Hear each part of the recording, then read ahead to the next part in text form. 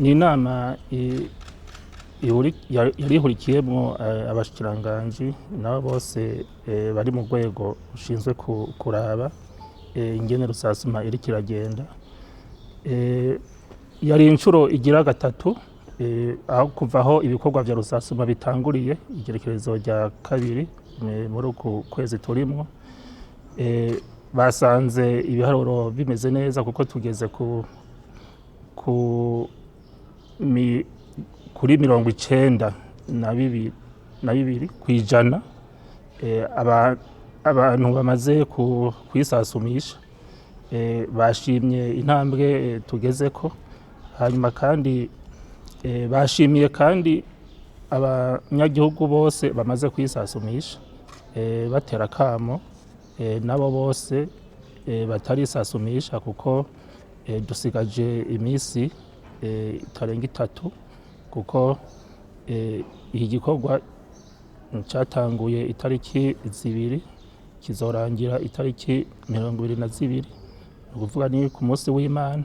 Dusigaje rero imbere yacu imisi 3, nuko abo bose batarisasumisha ko bobanguka, kandi tukabibutsa ko bateza guhamagara kuri wa murongo utariha 175 bavuga ko batarisasumisha kugira ngo bababwire ingene bovyifatamo. Hanyuma kandi naho ibiharuro bimeze gutyo bimeze neza, babonye yuko hariho amakomine imitumba imwe ikiri inyuma. Abo rero basavye abajejwe intwaro ko by'ukuri bokangurira abantu bose kwisasumisha, ko ico kiringo kitobarengana bataraheza kwisasumisha.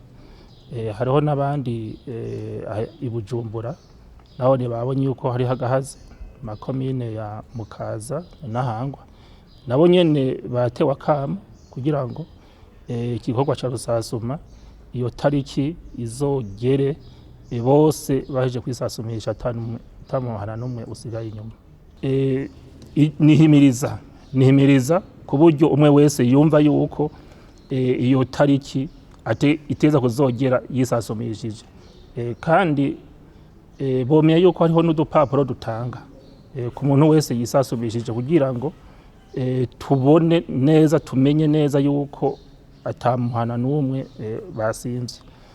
Ikindi mwana ashaka bomenya nuko muri rusasuma utazisasumisha yo hari ibintu byinshi azohomba, kuko hariho ibintu bazofatira ko bisunze ko yisasumishije koko.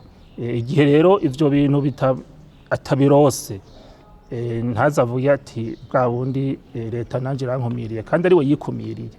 Nuko rero twese twokwisangamwo turiko turi hamwe muri igikorwa ca rusasuma, kuko twese nakamaro kuri twese. Barazi yuko umuntu wese atazwi mu gihugu aba ari ingorane kuri wa wundi nyine atisasumisha. Kandi aho leta ntaco yoheza ngo aze kuyigoza, kuko bacavuga ati wewe ntitukuzi.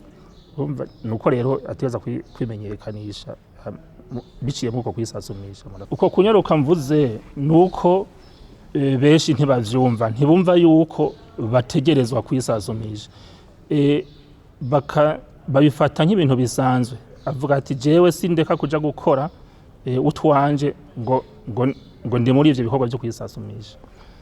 Ategerezwa kumva yuko ari ngombwa, ni itegeko ryashizweho n'umukuru w'igihugu.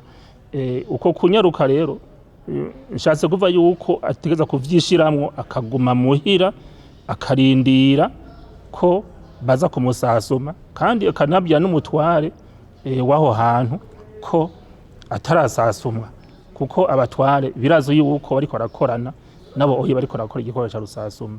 Uwo mutware rero ni waca mufasha ati ingo aza kurondera wa wundi bariko barakorana rusasuma ati ingo ndakwereke umuntu akurindiriye atari sasumisha